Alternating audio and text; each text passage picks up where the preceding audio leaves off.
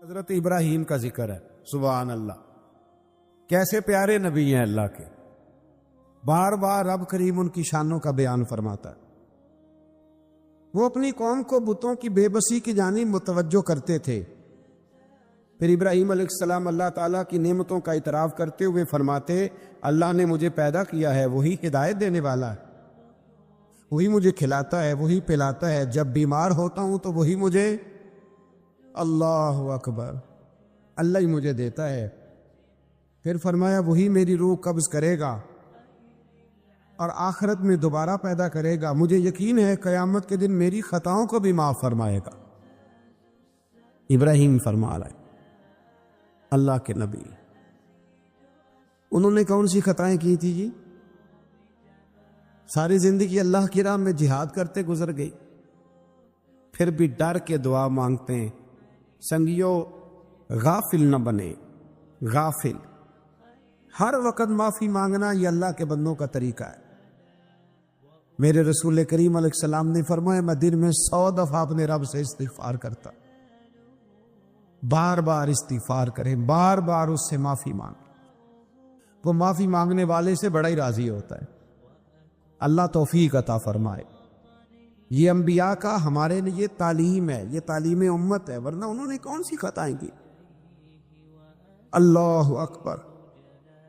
پھر فرمایا وہ دعا کرتے ہیں کہ اے میرے پروردگار تو مجھے صحیح فیصلہ کرنے کی قوت عطا فرما اور مجھے نیک بندوں کے ساتھ ملا دے۔ پڑھنا ذرا گھر جا کے سورہ شعراء، آپ کو سمجھ آئے گی۔ اللہ کے نبی دعائیں مانگتے، یا اللہ ہمیں نیکوں کی سنگت عطا فرما۔ ہمارے زمانے میں ضرورت ہی کوئی نہیں نیکوں کی، اور پھر سنگت، پھر ان کے ساتھ رہنا، پاس بیٹھنا، اس کی ضرورت ہی کوئی نہیں، سارے خود ہی بڑے بڑے پیرے کامین ہیں۔ بلکہ اب تو بہت سارے لوگ کہتے ہیں پیر صاحب کو بھیجو تھوڑی دیر میرے پاس بیٹھے، میں کوئی سبق پڑھاؤں، معاذ اللہ تعالی۔ اے اللہ بعد میں آنے والے لوگوں میں میرا ذکر خیر سچائی کے ساتھ جاری فرما، مجھے جنت کی نعمتوں کا وارث بنا اور مجھے قیامت کے دن رسوا نہ فرمانا۔ یہ پتہ کیا ہے؟ یہ نا بندے کا اللہ سے رشتہ ہے، یہ رشتہ ہے۔ بندہ جب اس کی نعمتوں کو سوچتا ہے اور پھر اپنے روزمرہ کی عبادت کو، نیکی کو سوچتا ہے، تو پھر کہتا ہے اللہ تو نے بڑا دیا ہے، مجھے رسوا نہ کر دینا۔ یہ کئی دفعہ خفیہ تدبیر بھی ہوتی ہے نا، ہاں، یہ کئی دفعہ بہت شانیں جب مل جاتی ہیں تو خفیہ تدبیر بھی ہوتی ہے، خفیہ تدبیر بھی ہوتی ہے۔ ایک درویش کہا کرتے تھے کہ جب اللہ تعالیٰ تمہیں دنیا میں بہت سارا اجر دے دے نا، نیکیاں دے دے، پیار کرنے والے دے دے، دولت دے دے، تو پھر بھی اللہ سے ڈرا کرو کہیں ایسا تو نہیں کہ وہ ساری نیکیوں کا اجر دنیا میں دینا چاہتا ہے اور آخرت میں تمہارا حصہ ہی کوئی نہیں، سارا کچھ یہی نہ دے دے۔ اس لیے اس کی بارگاہ ناز میں یہ بھی دعا فرمائیں کہ اللہ قیامت کی رسوائی سے محفوظ فرمائے۔ اللہم استرنا بسترک الجمیل، اللہ سونے پردوں میں سے ایک پردہ نصیب فرما۔ آیت نمبر 91 سے متقین اور سرکش لوگوں کے ساتھ ہونے والے سلوک کا ذکر فرمایا۔ ایک نے ساری زندگی تقویٰ کیا، ایک نے سرکشی کی، کھوڑوں کی طرح بھاگا، مرضی کی زندگی جیا۔ اللہ نے دونوں کا ذکر فرمایا اور فرمایا گمراہ لوگوں کے جہنم میں آپس میں لڑنے اور ہر طرف سے نا امید ہونے اور ان کے دنیا میں واپس جا کر ایمان لانے کی ناممکن خواہش ہے۔ یہاں بڑے لوگ کہتے ہیں جی اللہ چاہے اور نیکوکاروں کو جو ہے وہ معاذ اللہ دوزخ میں ڈال دے اور ہمیں اللہ چاہے تو بخش دے، جس نے اٹھتی ہوئی جوانی میں بھی اپنی نظر جھکا کے رکھی اور جیب میں لاکھوں کروڑوں ہونے کے باوجود بھی اپنے رب کی رضا والی بات کی، اور تو ساری زندگی گزارے بے حیائی اور فحاشی میں اور دعوے تو عجیب کر دے۔ اللہ بے نیاز ضرور ہے پر بے انصاف نہیں، بے نیاز ضرور ہے پر وہ بے انصاف، یہ سمجھ لیں۔ ہاں، کسی کو یہ دعویٰ نہیں کرنا چاہیے کہ میں نیک ہوں تو جنت میرے نام الاٹ ہو گئی ہے، دعا کرنی چاہیے اور اس کی بارگاہ میں معافی چاہنی چاہیے۔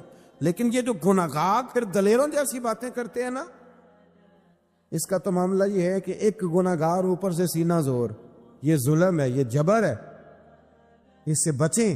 ہاں اگر کوئی رب کی رحمت کا بازو تھام کے بات کرے گا تو اللہ بڑا ہی کرم فرمانے والا ہے۔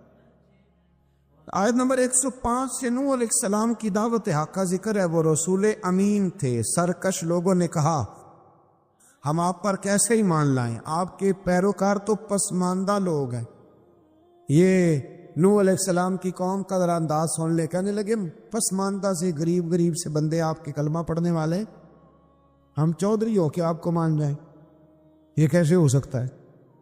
پھر نوح علیہ السلام اللہ تعالیٰ سے اپنے اور اپنی قوم کے درمیان آخری فیصلے کی دعا مانگتے ہیں۔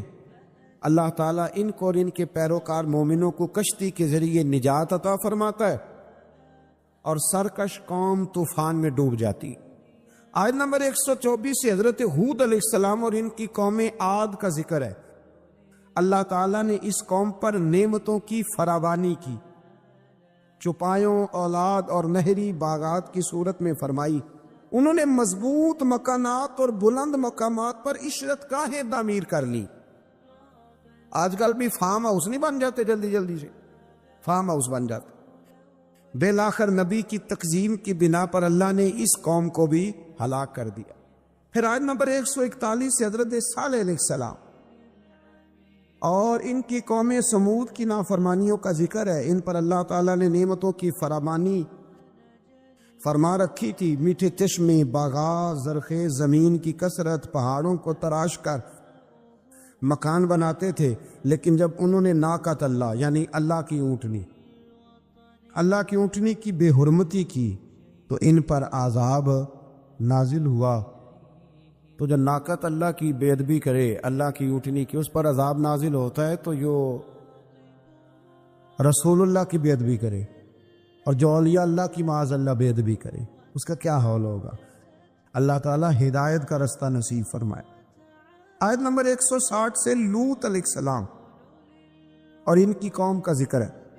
اس قوم کی بدعمالیوں کا ذکر ہے کہ وہ حلال بیویوں کو چھوڑ کر غیر فطری طریقے سے اپنی جنسی خواہش پوری کرتے، گناہ کے اڈے آباد کرتے۔ لوط علیہ السلام کی بیوی بھی ان کے ہم خیال تھی۔ بالآخر اللہ تعالیٰ نے اس قوم کو بھی تباہ و برباد کیا۔ پھر شعیب علیہ السلام اور ان کی قوم کا ذکر ہے۔ یہ لوگ اصحاب الایکہ کہلاتے تھے۔ یہ لوگ لین دین کے وقت ناپ تول میں ڈنڈی مارتے۔ ان کی سرکشی کا یہ عالم تھا کہ نبی سے کہتے اگر آپ سچے ہیں تو ہم پر آسمان کیوں نہیں پھٹ پڑتا۔ پھر اس قوم پر بھی عذاب نازل ہوا اور وہ تباہ و برباد کر دیے گئے۔ لوط علیہ السلام کی بیوی بھی ساتھ رہتی تھی لیکن کافروں کی ہم خیال تھی، اور نوح علیہ السلام کا بیٹا بھی اور ان کے گھر والے بھی کچھ اسی طرح کے تھے۔ ایک بات ذہن میں رکھیں، دو بھائی اکٹھے رہتے ہیں، دونوں نے اپنی اپنی قبر میں جانا ہے۔ کسی گھر کا ایک فرد اگر غلط ہوگا تو اس سے مراد وہ پورا خاندان نہیں ہوگا۔ اس لیے قرآن مجید نے کہا ہے کہ کوئی قیامت میں ایک دوسرے کا بوجھ نہیں اٹھائے گا، سارے اپنا اپنا ہی اٹھائیں گے۔ آیت نمبر 192 میں بتایا کہ قرآن اللہ کا کلام ہے جسے واضح عربی زبان میں جبریل امین نے محمد الرسول اللہ صلی اللہ علیہ وسلم کے قلب پاک پر نازل کیا۔ قرآن کے لفظ ہے نزل علی قلبک، محبوب ہم نے آپ کے دل پر اسے نازل فرمایا۔ یہ بڑی کمال کی بات ہے، محبوب ہم نے آپ کے کلام اللہ کا اور حضور کے، یعنی محبوب اور محب کی جو باتیں ہوتی ہیں نا، وہ اگر جملوں میں بھی ہوں تو جا کے ٹکراتی سیدھی دل کے ساتھ ہے۔ ان آیات میں یہ بھی بتایا کہ جن قوموں کا نام و نشان مٹا دیا گیا، اللہ تعالیٰ نے اتمام حجت کے لیے ان کے پاس رسول بھیجے۔ وہ کہے نہ کہ کوئی ڈرانے والا نہیں آیا۔ قرآن مجید کا مطالعہ کرنے والوں کے لیے غور و فکر کا مقام ہے کہ جن بدعمالیوں کے سبب پچھلی امتوں کا نام و نشان مٹا دیا گیا، آج وہ ساری خرابیاں اس امت میں بھی جمع ہو چکی ہیں۔ وہ سارے گناہ لوط علیہ السلام کی قوم جو کام کرتی تھی وہ آج یہاں نہیں ہو رہا، وہ یہاں نہیں ہو رہا۔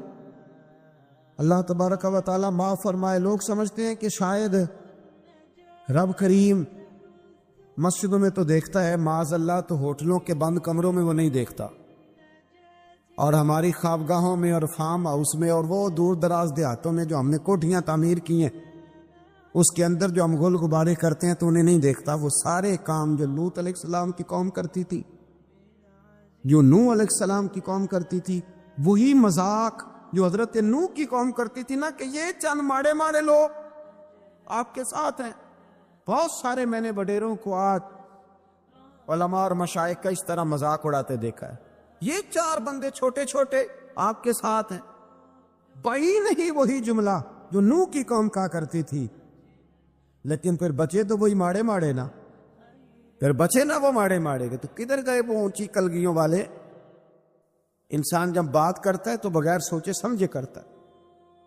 لوط علیہ السلام کی قوم کی خرابیاں، پھر حضرت نوح کی قوم کی خرابیاں، پھر حضرت شعیب کی قوم اگر ناپ تول میں ڈنڈی مارتی تھی تو آج کیا کچھ نہیں ہوتا، دوائیوں تک میں ملاوٹ ہوتی۔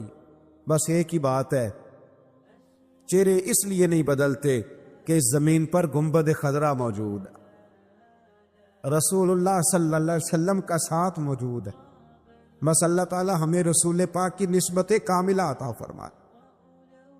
آیت نمبر 218 میں فرمایا کہ اے رسول مکرم صلی اللہ علیہ وسلم، اللہ تعالیٰ عبادت کے وقت آپ کے قیام اور عبادت گزاروں کے درمیان آپ کے سجدوں کو دیکھ رہا ہوتا ہے۔ محبوب تیرے سجدے مجھے بڑے ہی پیارے ہیں۔ جب تو صفوں کے بیچ نمازیں پڑھتا ہے نا تو میں وہاں تجھے دیکھتا رہتا۔ جب انسان سجدہ کرتا ہے تو رب بڑا ہی راضی ہوتا ہے۔ اس لیے حضور نے فرمایا جب تم ایک سجدہ کرتے ہو تو اللہ کی بارگاہ میں تمہارا ایک درجہ بلند کر دیا جاتا ہے۔ جتنے دن باقی رہ گئے ہیں نا، اللہ تعالی ہمیں کثرت سے سجدے کرنے کی توفیق عطا فرمائے۔ رمضان کے دن نہیں کہہ رہا، زندگی کے دن کہہ رہا ہوں، اتنی زندگی باقی ہے، اللہ تعالیٰ کثرت سے سجدے کرنے کی۔ حضرت ابو فاطمہ رضی اللہ تعالیٰ عنہ فرماتے ہیں کہ حضور نے مجھ سے فرمایا تھا، ابو فاطمہ جنت میں مجھ سے ملنا چاہتے ہو؟ میں نے کہا حضور ہاں۔ فرمایا پھر سجدے زیادہ کر کے آنا، سجدوں کی دولت تمہارے پاس زیادہ ہونی چاہیے۔ پھر آگے شروع ہوتی ہے سورہ نمل۔ نمل کہتے ہیں چیونٹی کو، یہ چیونٹی کے نام پر اللہ نے سورت رکھ دی۔ پیچھے میں آپ کو بہت ساری سورتوں کے نام یاد کرا آیا ہوں، ایک سورہ نحل بھی ہم نے پڑھی تھی۔ تو اللہ تبارک و تعالیٰ نے اس صورت میں قرآن کریم کی حقانیت، مومنین کی صفات، مختلف انبیاء کے احوال، اللہ تعالیٰ کی توحید پر دلائل، قیامت کی ہولناکیاں اور حیات بعد الموت کا ذکر فرمایا۔ اس صورت کی ابتدائی آیات میں ایک بار پھر حضرت موسیٰ علیہ السلام کے احوال اور معجزات کا بیان ہے۔ آیت نمبر 16 سے سلیمان علیہ السلام کا ذکر ہے۔ وہ داؤد علیہ السلام کے وارث تھے، بیٹے تھے، اور انہیں پرندوں کی بولیاں سکھائی گئیں۔ جنات اور انسانوں کے لشکر کا ایک فوجی ڈسپلن کے ساتھ ان کے پاس حاضر رہتے تھے۔ وہ جو ان کا لشکر تھا نا، اس میں انسان بھی تھے، جن بھی تھے، اور اس کے اندر پرندے بھی تھے۔ یہ ان کا لشکر تھا، وہ ہمیشہ ان کے پاس رہتے تھے۔ حضرت سلیمان علیہ السلام گزر رہے تھے تو ایک مقام سے آپ گزرے جہاں چیونٹیاں بڑی کثرت کے ساتھ تھی۔ تو ایک چیونٹی جو ان چیونٹیوں کی سردار تھی، ان چیونٹیوں کی بڑی تھی، اور مفسرین کرام نے یہ بھی لکھا ہے کہ وہ تھی بھی ایک آنکھ اس کی کوئی نہیں تھی، ایک ٹانگ اس کی کوئی نہیں تھی، لیکن اس حال میں بھی وہ چیونٹی جو تھی وہ چیونٹیوں کی قیادت کر رہی تھی۔ تو حضرت سیدنا سلیمان علیہ السلام کا لشکر جب وہاں سے گزرا تو وہ کہنے لگی یا ایھا النمل ادخلوا مساکنکم، کہنے لگی چیونٹیوں اپنے بلوں میں گھس جاؤ، کہیں ایسا نہ ہو کہ سلیمان علیہ السلام کا لشکر پے دہانی میں، سلیمان کا لشکر توجہ نہ کرے اور تمہیں پاؤں کے نیچے مسل دے، لہذا اس طرح کرو کہ تم اپنے اپنے بلوں میں گھس جاؤ۔ حضرت سلیمان ابھی 3 میل دور تھے، تمام مفسرین نے لکھا ہے 3 میل دور تھے، تو وہاں سے چونٹی بولی تو قرآن کہتا ہے کہ حضرت سلیمان اس کی بات سن کے ہنس پڑے، فتبسم ضاحکا، آپ اس کی بات سن کے ہنس پڑے کہ دیکھو یہ چونٹی کیا کہہ رہی ہے، ذرا غور کرنا بات پر کہ حضرت سلیمان 3 میل دور فاصلے پر چونٹی کی بات بھی سن لیتے۔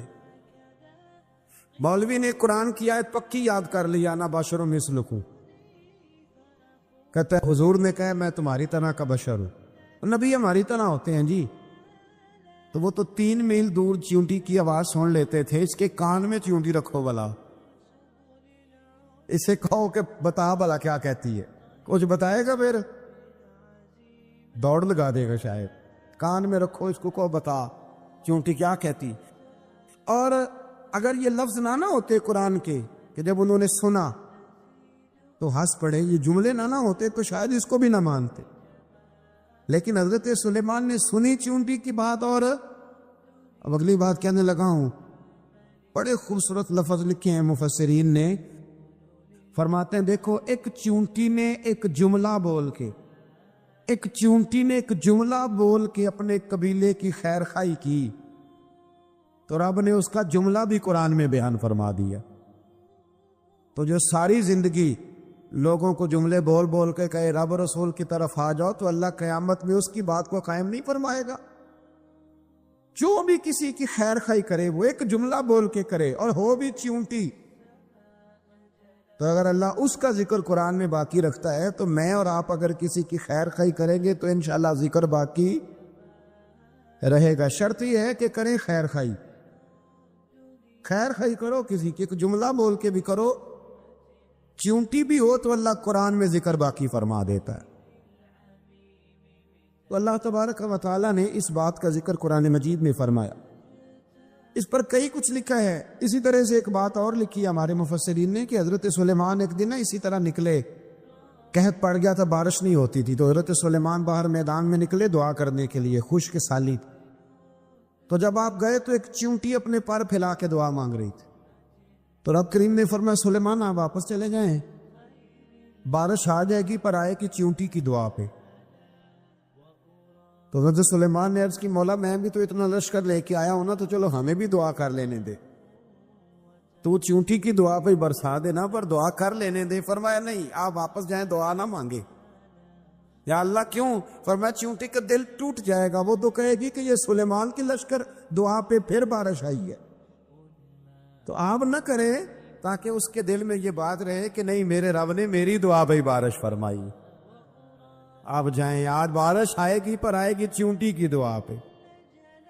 تو جو چونٹی بارش کی دعا کرے قوم کے لیے، اللہ اگر اس کا ذکر قائم رکھتا ہے، تو جو اپنی قوم کے لیے ہدایت کی دعا کرے، اور کبھی کبھی گردن جھکا کے دیکھا کرو کہ دل میں رسول اللہ کی امت کا درد کتنا۔ اگر کہیں حضور کی امت کا درد ہے تو پھر انشاءاللہ ذکر قیامت تک باقی رہے گا، پھر انشاءاللہ قیامت تک آنے والی نسلیں بھی آپ کا ذکر کرے گی، اگر حضور کی امت کا درد سینے میں موجود ہے۔ اسی طرح سے پھر حضرت سلیمان کے لشکر میں نا ایک ہدہد نامی پرندہ بھی تھا، لشکر کا کارکن تھا پرندہ، ہدہد غائب تھا۔ تو حضرت سلیمان کہنے لگے کدھر گیا وہ ہدہد؟ نظر نہ آج آیا، سخت سزا دوں گا، یہاں تو کوئی اچھی خبر لائے گا، کیونکہ وہ ہدہد پرندہ جاتا تھا تو خبریں لا کے دیتا تھا، ورنہ سزا دوں گا۔ اتنی دیر میں ہدہد بھی آ گیا۔ تو یہ پرندے جو کارکن ہوتے ہیں بڑے سیانے ہوتے ہیں، کبھی بندہ ناراض ہو تو صحیح خبریں لے آتے، تو صحیح خبر لے کے آ گیا۔ آتے ہی آ کے بیٹھا تو اس نے حضرت سلیمان علیہ السلام نے کہا کہاں تھے؟ عرض کرنے لگا حضور میں ملک سبا گیا تھا، وہاں ایک عورت حکمرانی کرتی ہے، اس کا نام بلقیس ہے، بہت بڑے تخت پہ بیٹھتی ہے، 80 گز اس کا تخت لمبا ہے، 40 گز چوڑا ہے، اور شاید 80 من کے 80 ٹن اس کا وزن ہے۔ تو حضور وہ سورج کو پوچھتے ہیں، حضرت سلیمان نے فوراً خط لکھا، فرمایا جا کے اسے میرا خط دے دو کہ یا تو کلمہ پڑھ کے ہماری فرما بردار بن جائے، ورنہ تیار ہو جائے، جو اللہ کے غیر کو پوچھتے ہیں ہم ان کے خلاف جنگ کریں گے۔ وہ جب لے کے گئے نا خط، یہ حدود گیا تو وہ میٹنگ کر رہی تھی، اس کے وزیر مشیر سارے بیٹھے تھے، اس نے جا کے خط پھینک دیا ملکہ بلقیس کی جھولی میں. اس نے خط پڑھا تو ڈر گئی, وزیروں کو بلایا. حضرت سلیمان, قرآن کہتا ہے حضرت سلیمان نے کہا تھا خط پھینک کے نا تو سائڈ پہ ہو کے سننا وہ کیا کہتے ہیں. بندوں کے لیے منع ہے, پرندوں کے لیے جائز ہے. بندوں کے لیے منع ہے سائڈ پہ ہو کے سننا. ہاں, جس کی جاسوسی کی ڈیوٹی ہو, کفر کی جاسوسی, اس بندے کے لیے بھی جائز ہے. تو یہاں ایک تو وہ پرندے تھے, دوسرا کفر کی جاسوسی کر رہے تھے. سائڈ پہ ہو کے سننے لگے تو ملکہ بلقیس کہنے لگی اب کیا کرنا ہے, یہ خط آیا ہے. تو وہ کہنے لگے ہم تیار ہیں, آپ حکم کریں, ہم لڑنے کو تیار ہیں, لڑیں گے. وہ کہنے لگی نہیں, تیزی نہ دکھاؤ. قرآن مجید کہتا ہے کہ وہ کہنے لگی جب لڑائیاں ہوتی ہیں تو شہر تباہ ہوتے ہیں, ملک کھنڈر بن جاتے ہیں. لڑائی مسئلے کا حل نہیں ہے. انہوں نے کہا کہ میں نبی ہوں. ایک دفعہ آزما لیتے ہیں کہ نبی ہیں کہ نہیں, معاذ اللہ آزما لیتے ہو. کہا کیسے؟ کہنے لگی تحفے تحائف بیچتے ہیں, اگر مال پر دل للچا گیا تو پھر نبی نہیں بادشاہ ہے, اور اگر مال پر دل للچایا نہ تو پھر اللہ کے کامل بندے. یہ فرق اس نے اس وقت بیان کیا. اس نے 500 کنیزیں, 500 غلام, بڑے شاندار لباس پہنا کے, 500 گھوڑا بڑا تگڑا, اس کے اوپر مال و اسباب رکھ کے تیاری کرا کے حضرت سلیمان کی طرف بھیجا. ہد پہلے سے خبر لے کے آ گیا.